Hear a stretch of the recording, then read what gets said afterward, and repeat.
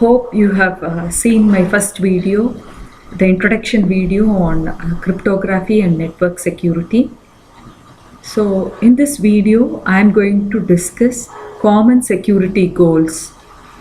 How is it possible to share messages on a common medium securely?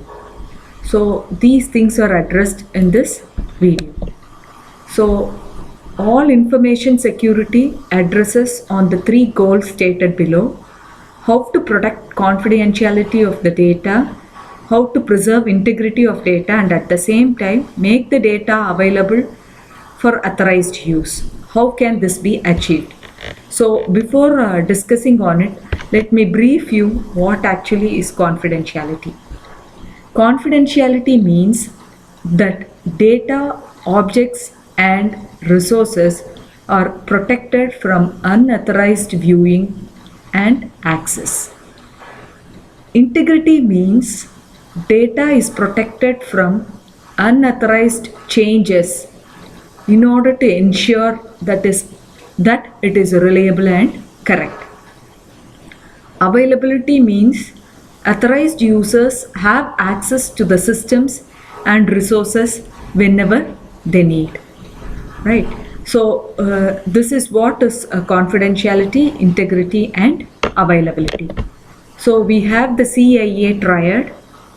So this, with the help of this CAA triad, you will have a better understanding of what is needed and how it actually helps you in implementing security for the information.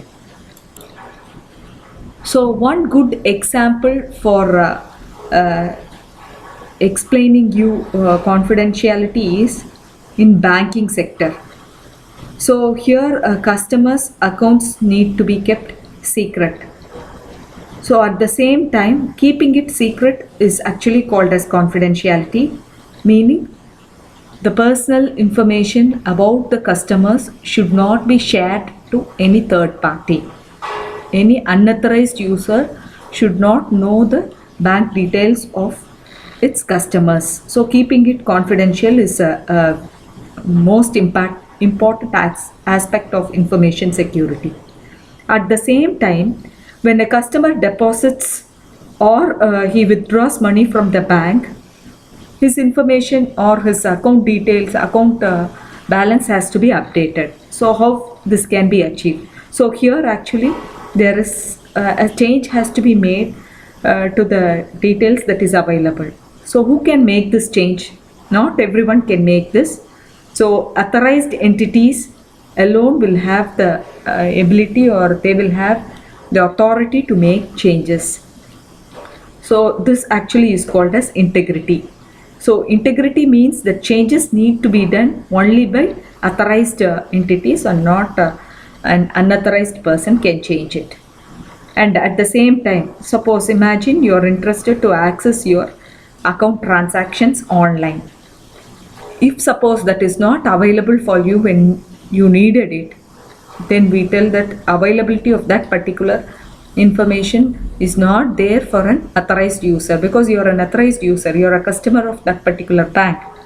So availability should be made for the authentic users. If not for everyone, at least the authentic user should be able to see what is available. His bank information, his bank credentials, or his account balance he should be able to view. That actually is called as availability.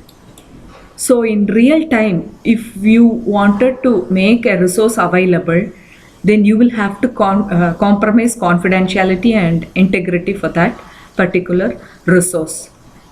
Vice versa, if confidentiality has to be kept given high importance, in such cases integrity and availability for the message will be lost.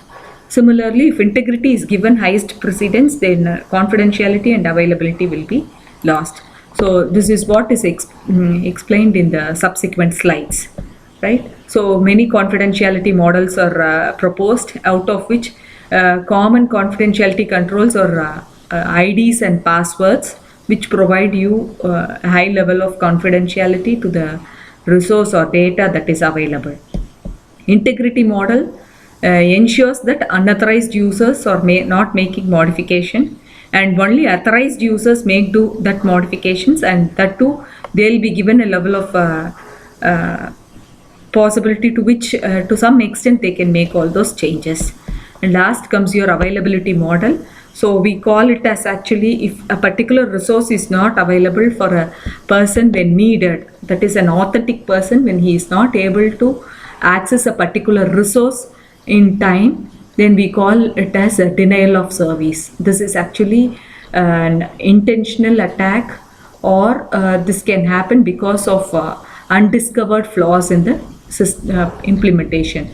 Right. That is one reason. The other reason can be natural disaster, and at times if there is any fault or failure in the equipment during normal use, these things can happen. Availability of a particular resource can fail. So I think you had a better understanding on the security goals, what were the major goals, and the importance of having those goals. We will continue in the next class. Thank you.